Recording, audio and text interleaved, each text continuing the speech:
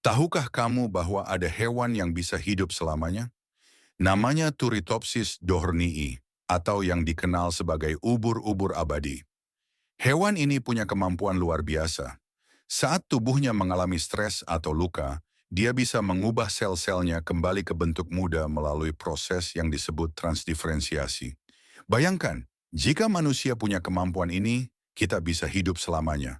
Tapi jangan salah, meskipun bisa beregenerasi tanpa batas, ubur-ubur ini tetap bisa mati karena pemangsa, penyakit, atau lingkungan yang tidak mendukung. Jadi menurut kamu, apakah ini kunci keabadian? Tulis pendapatmu di komentar.